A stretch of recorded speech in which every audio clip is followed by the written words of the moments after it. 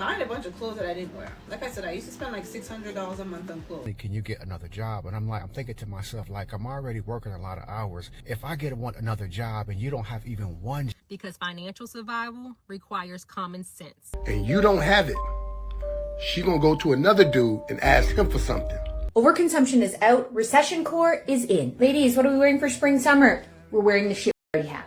Old ass recession, and my shorty keep fucking asking me if I'm ready to go on a vacation. It'll be advice like, don't buy coffee, as if coffee is the reason why someone can't afford their car payment. Spending about $3 grand a month on skincare, impulse buys. I brought up cutting back because our savings are disappearing, and she immediately said I'm being controlling.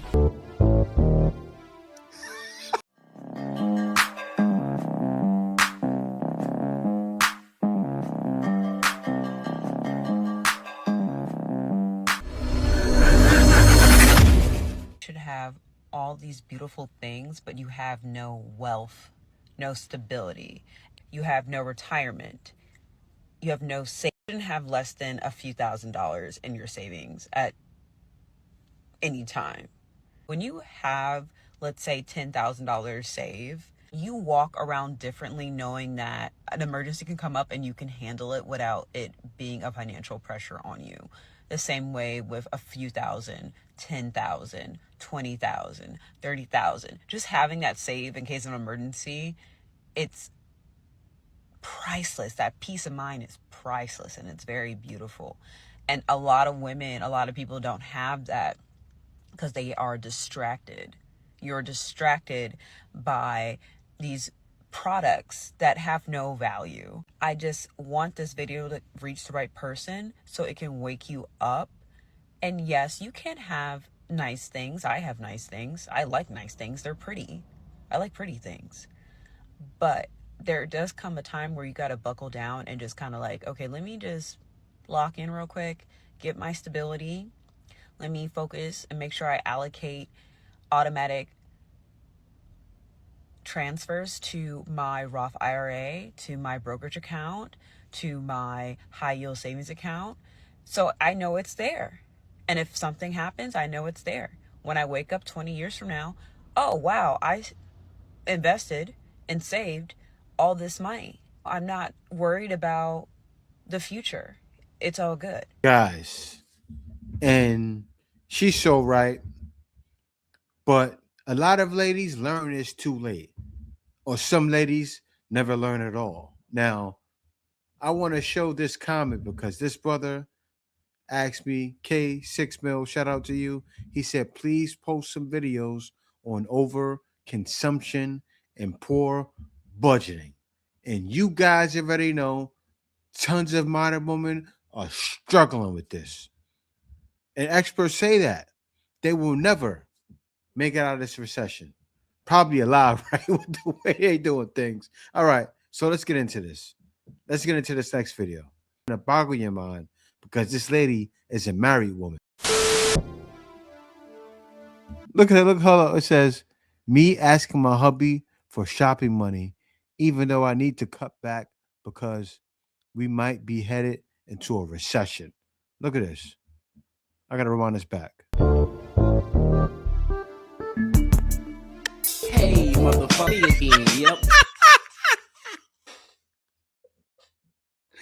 Oh, man. I feel bad for my boy. Why do I feel bad?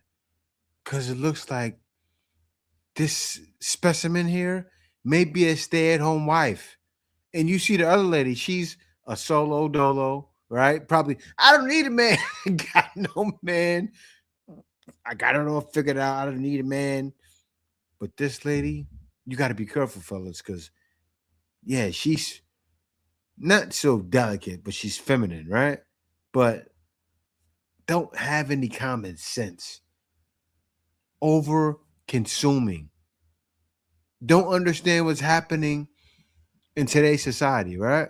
And not to play her, but they don't know. How could you know? Am I the jerk for not wanting my girlfriend to spend $3,000 a month when she doesn't work and doesn't have a job? I work 50 plus hours a week to cover everything, spending about $3 grand a month on skincare, designer clothes, dinners, and impulse buys. I brought up cutting back because our savings are disappearing, and she immediately said I'm being controlling. I'm not trying to micromanage. I just feel stressed about being the only one earning. Kay recently, it shouldn't matter. When I suggested a part-time job or some contribution in support of her mental health. We've been together for 5 years as recently. I'm starting to feel resentful. So am I the jerk? Yeah, and I know it couldn't have been him. It wasn't, because the way he was reading it was like he was reading a comment, right? And this you can't tolerate nowadays. The economy is in shambles. And it's wild because, like, you have ladies that are like, oh, you can't do this and you can't do that and you can't save your way. You see it all the time. Tons of ladies. You can't save your way into this and you can't do this into that. And you have to do something. You need to try to save. You need to try to budget. Because if we're not doing that, then what are we doing? Right? And you guys already know how it goes. You guys hear those arguments all the time. And I think I'm going to play some for you after this. Ever thought about how expensive men's hobbies are? Like, I did all this research for my book, Financial Feminist, about the ways women spend money versus men. And the frivolous spending, the spending that is the reason you can't get rich or the reason you can't get ahead, is only feminine spending. It's the lattes, it's the manicures, it's shopping, right? The reason women aren't rich is because they have a shopping addiction. That is just a complete double standard, because men are out here spending so much money on NFL season tickets and sports betting, on golf and golf clubs, and on the video game console and the video games, and then the opt-up add-ins, whatever, in the video game. Yet, the reason we're not rich as women is because we spend money. No, I'm sorry. I'm calling out that double standard. That is absolute bullshit. No. The reason women aren't rich is because of systemic oppression. What? It's because of overconsumption. So men do those things, right? And then where are they at after that? At home. I made a video yesterday saying men are opting out. Men aren't going on vacations. Men aren't doing all of those things. Why? For this same reason right here. It's like the same video, just layered in a different way, right? Because men are doing those things. They may be playing video games, but that doesn't cost a lot of money. You buy the game one time. What is she talking about? It's like these ladies are talking, but they're not thinking. And what I told you guys, my mother used to always say it to me. I'm telling you, I got to get my mother to react to you ladies sometime. And y'all be rolling. She was like, they switched off the brain. She'll say my name. They switched off the brain. That's what's wrong. The brain switched off. Don't make no sense. She have you rolling, but that's exactly what happened. And watch this.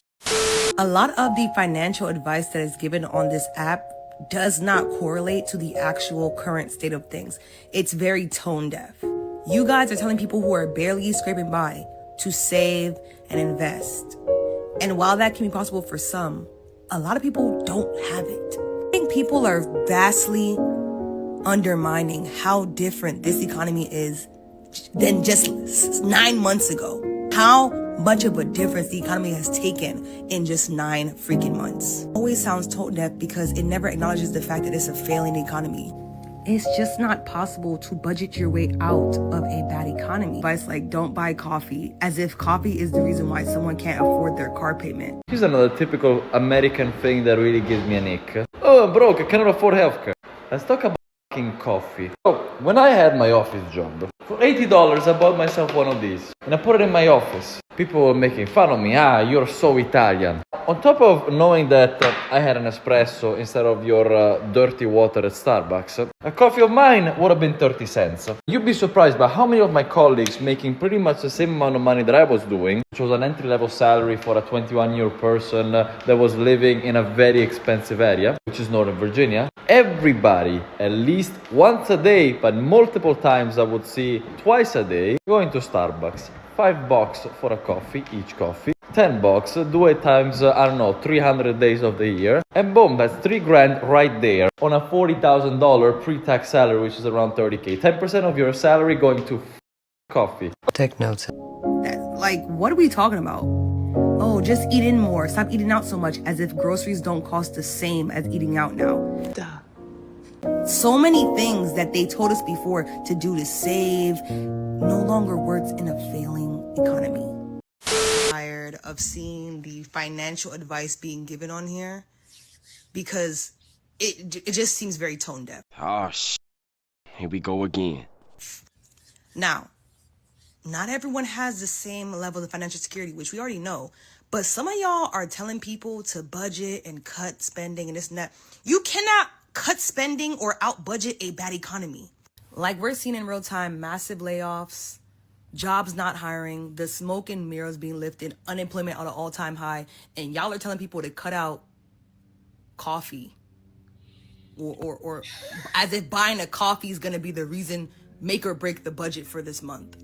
Like y'all are telling people to cut everything they do that brings them a little bit of joy in this messed up world, as if that's going to do anything. Like I seen a person saying that rich people right now are not spending, they're saving everything they have. And the truth is, rich people are still confused if we're in a recession or not. They're still investing, they're still moving as if nothing's changed. Because they literally bank off chaos and destruction like this happening to the average person so they can make their money. So like people acting like we can just budget and cut spending when everything is literally crap right now is insane to me. You know, it's crazy because you see what's happening in society. When people have a consultation with me, right, I show exactly the way to move. See, what's happening is a lot of people don't understand. They go, oh, it's just the Matrix, the movie. It's not true. A lot of people who are in the West, their brain is in the Matrix. Like when somebody books a program with me, right? Whether it be $25, $50, the whole point of that is not to necessarily make money from the program. The whole point of that is to get you to make money. And people realize like, yeah, he is doing this for nothing. It's to get you to make money. Because if you can pay me $25 or $50 and I can help you make thousands, and then I come back and say, you made thousands, right? For that little bit of money, I got something for real. What are you going to do? Jay, you're going to throw that money at me, because as soon as people speak with me, right, I show them how to work online. But then as I'm showing them how to work online, I'm showing them how to make 6, 5, 6, 7 different streams of income. You're not just learning how to make money online. You're learning how to make streams of income. So what's happening is that's what guys are experiencing. And you ladies don't realize it. I know some of you do, because a couple of you contacted me to get information, and I'm happy to give it to you. But society is changing, and I show exactly how it's changing. Man, it's serious, guys. Like when you see these ladies can't get jobs, I show how people are trying to beat down my daughter to hire me right now. You know what else is crazy? I just peeped. We are in a whole ass recession, and my shorty keep asking me if I'm ready to go on a vacation.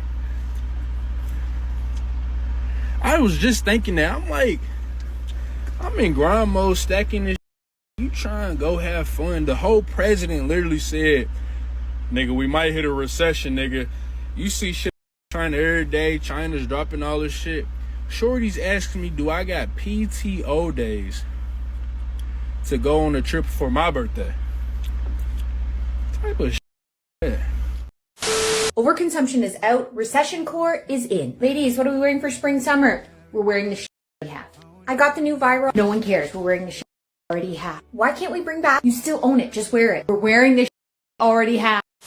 and make too much money crash out is occurring earlier than I thought in Q4. I thought we weren't going to get that crash out and conversation until closer to Black Friday. But I want to talk about two things as it pertains to that conversation. One, this idea of what overconsumption is and why it is such a big issue now as it pertains to influencers and content creators, more specifically influencers and content creators influencing millennials and Gen Z, and two, what this idea of overconsumption actually is. So first and foremost, if all you are seeing on your timeline is influencers who you feel are pushing you to buy things, that is of your own making. These algorithms are only pushing back to you what you are engaging with. So if you want to stop seeing influencers who are constantly selling you things, stop interacting with that type of content. Stop following those influencers and hit not interested in their videos. Okay, let's talk about the overconsumption angle. So again, influencers and content creators, they are posting things for whatever reason, for a job,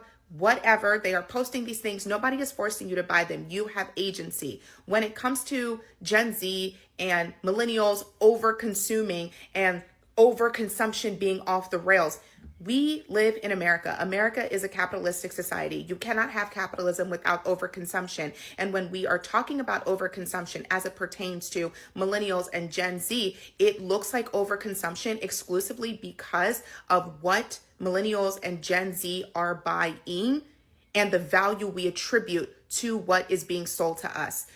When I talked about this article last year, and I'm going to talk about it again to make my point. Your kids don't want your stuff. Essentially, wealth managers and estate managers are talking about how boomers and the silent generation, how they are moving on. They're transitioning to meet their maker or downsizing. And as they are downsizing, as they're trying to clean out their house, they have all of these things and they're trying to, get rid of all of this stuff, but they cannot give it to their children.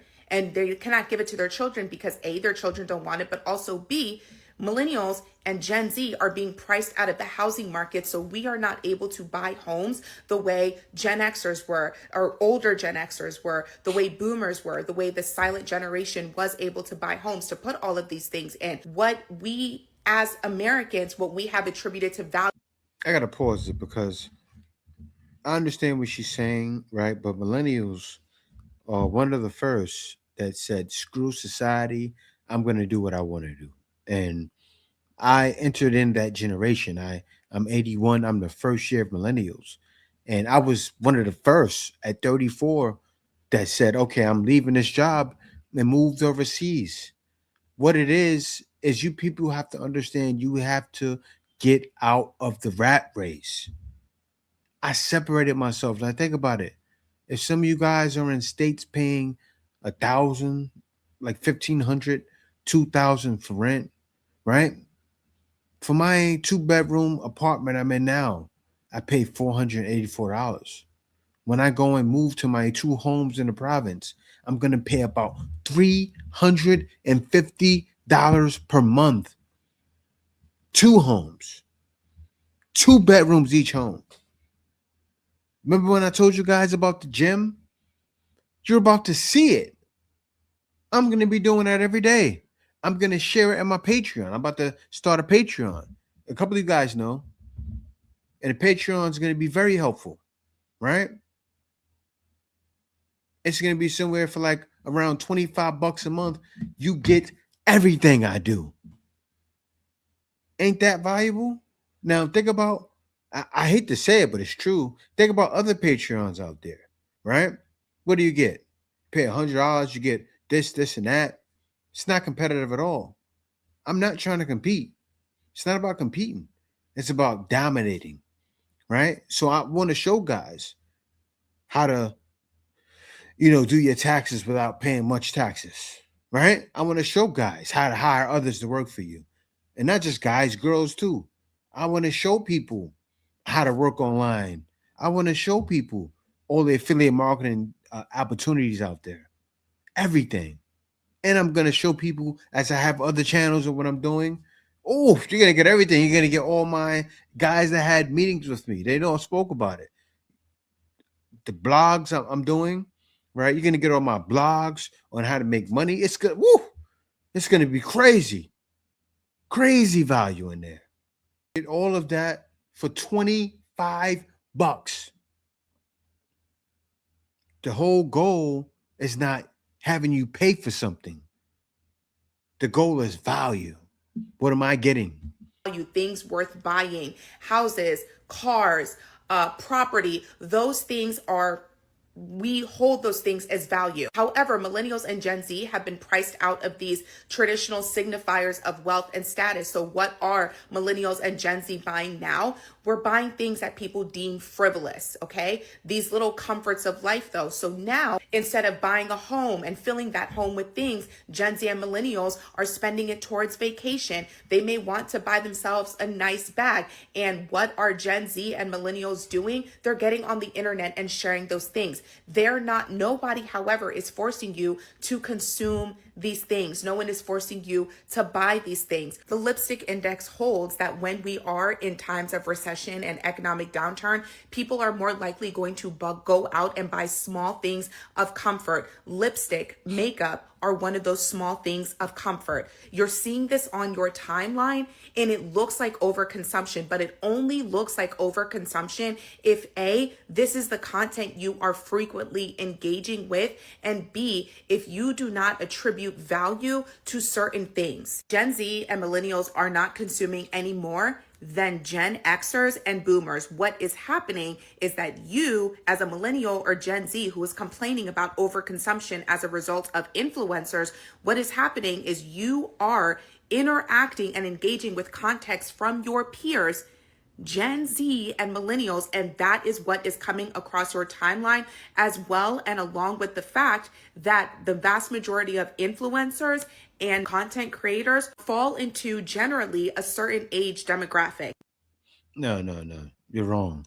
I spoke to somebody about that yesterday, right? And I told him, I said, me, for instance, I can consume whatever I want because I put myself in a position, right? In a part of the world where it's less expensive for me. So of course I don't overconsume. But do I get whatever I want? Yes, I do. That's why I'm here. This is the way. Women are poor and in debt from consumerism. Yep. One of the greatest things I regret in my 20s is being a high consumer. Now, that I don't wear. I think that was just the major two, actually. It wasn't even actually the takeout. I give props to her. You know why? Right now, she's talking about doing her own weave. She said, I bought this stuff myself and put it in myself. Kudos to you. Kudos to you. She said, I'm still gonna look. I'm gonna put this weave in my head. I'm gonna wrap it to these little strands I got of hair and make it work. I heard that. I was buying a bunch of clothes that I didn't wear. Like I said, I used to spend like $600 a month on clothes. And I didn't realize that I was suffering from depression and like a endorphin high. $600 a month is a lot. I mean, I may spend like $500 a month on clothes, but I'm a content creator. It's a lot different. You guys, some of you guys understand what I do. You spending $600 a month on clothes is crazy. Hit my mid-20s and then using other methods to feel that like the substance, it's like a feel good in the brain. Y'all gotta do y'all research. Serotonin and oxytocin. Say you get it from sex, but that wasn't my experience when I was sexually active. But anyways, I digress. I got that high from shopping. So yeah, I regret. You got it from sex. She's a liar. She was like, and she West Indian too. Woo. Them West Indians, boy. I know. In New York City, them girls in Brooklyn, woo. They want the back dog. Spending a lot of money on clothes, and because I am now 32 and have maintained my weight of 120 to 125 pounds for the past 10 years, I am now stuck with a lot of clothes. Like, I have given away bags and bags of clothing. Wow. And every day it's a constant reminder when I look at those clothes of my stupid Should have decisions. sold it. So y'all, Don't be consumers, okay? Do better. And what helped me was when I read the book. Like, I employ every single woman that has like a addiction to shopping. Like, if you're a shopaholic, I implore you to read the book Confessions from a Shopaholic. It's like a nice pink book. I think it's a teen book, but I mean, you could read it as well. When I read that book, Confessions from a Shopaholic, I was like, man, Samantha, you have a problem. I saw myself through that girl, and I was like, no, we have to stop.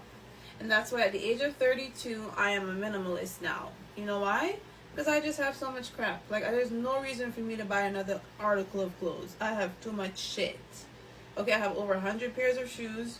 I have way too much stuff. Like, I always say, like, don't buy me nothing. I'm good. And I've learned to invest, and I have a financial advisor. I'm gonna ask you for something, and you don't have it. She gonna go to another dude and ask him for something. See, that's why they jump from man to man. That's why they have so many babies by so many different men. Woman even hooking up with the plug. She got a sneaky link, a plug, a side dude, the whole nine. She got certain people to fix things for her. She got certain people to pack them pockets. So if you don't give it to her, she gonna go somewhere else. Well, you know what? She gonna go somewhere else anyway. That's just how most of them are built. You got some good ones out there that's only gonna focus on you. And she gonna understand if you don't have it, we'll get it later. Not be doing in this economy, because financial survival requires common sense.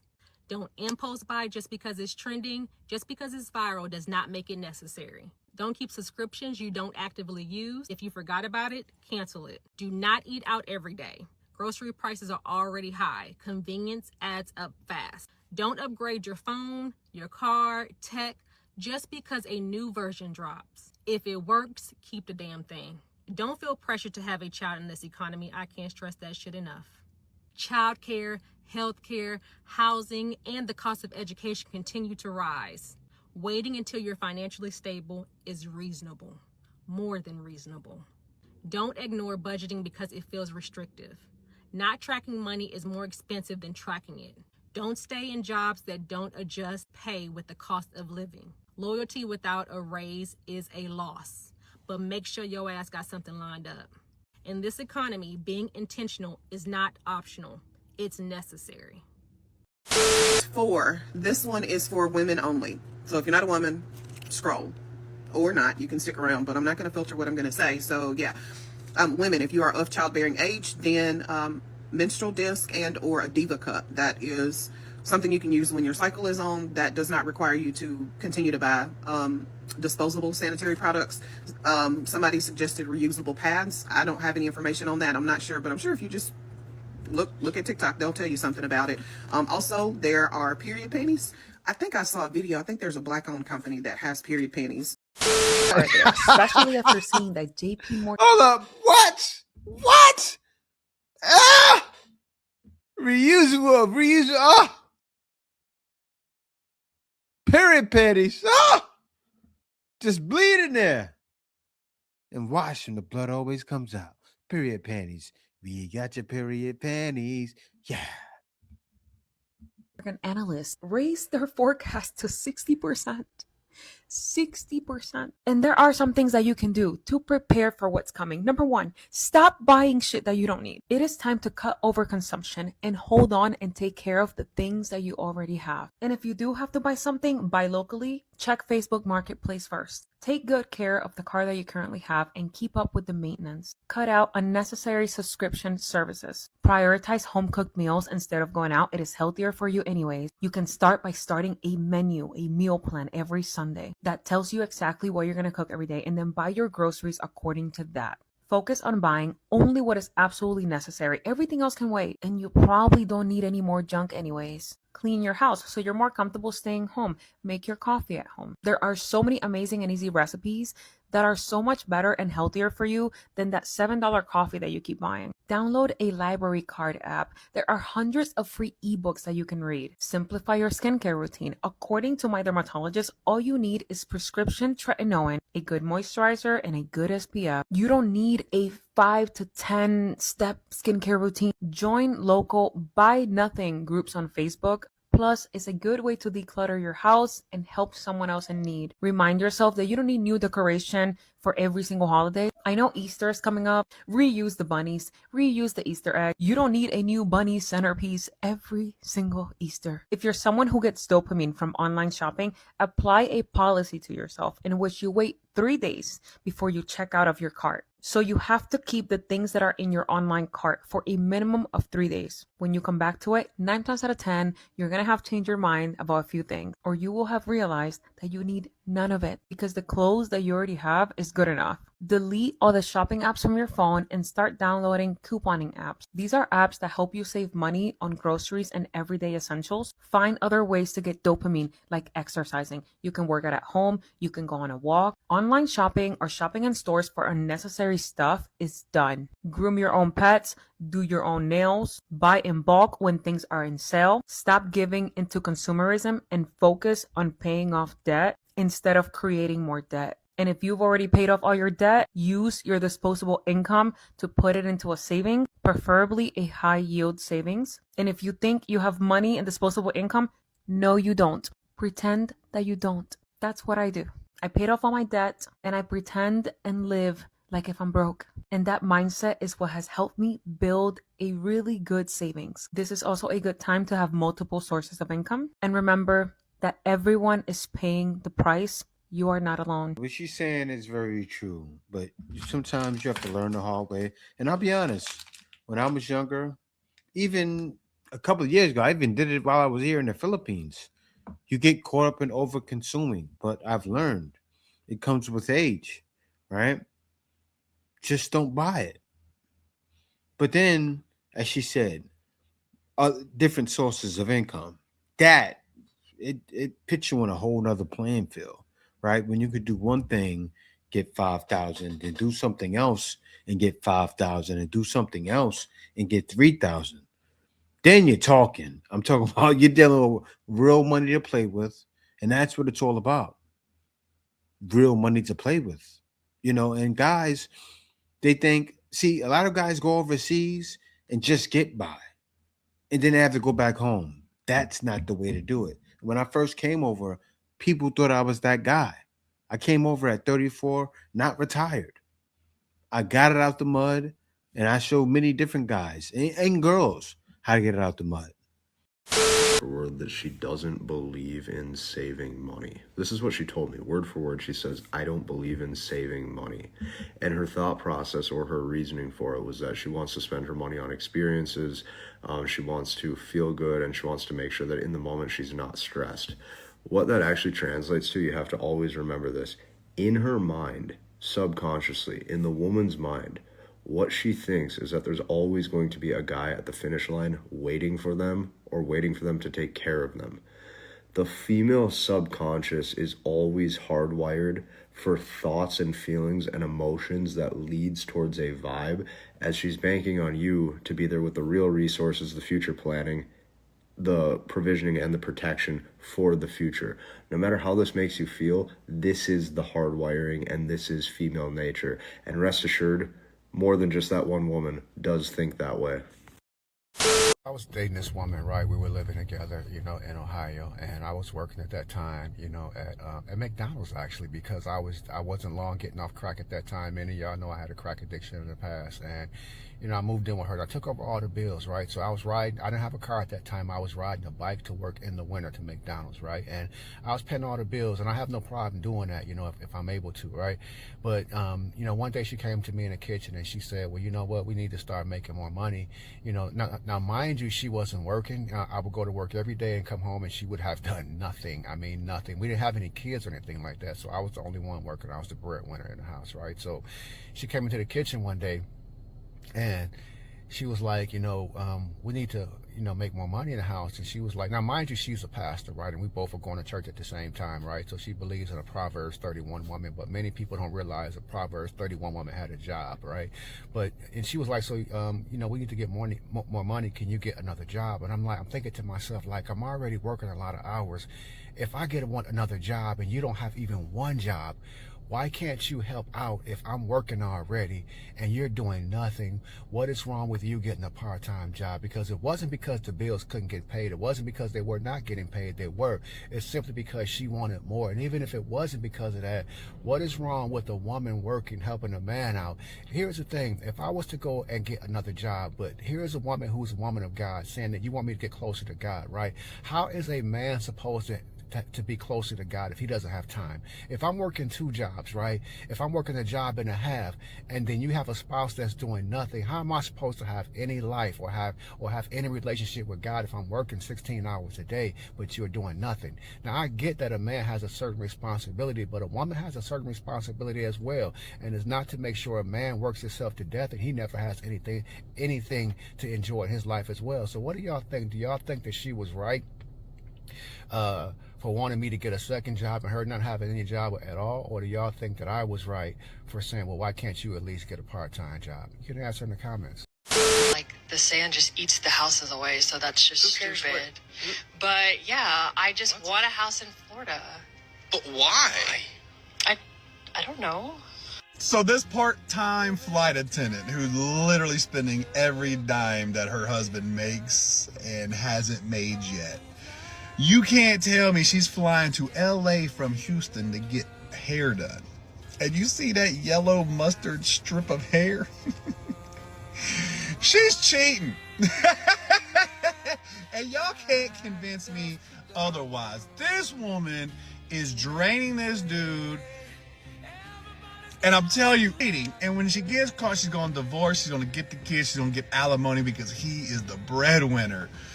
I see it. I'm calling it. She is cheating. That's why she works on these periodic weekends when her boo thing comes available. But hey, he allows it. He allows it. At the end of the day, he allows it. Hold the line. Stay with me. The Iceman is coming.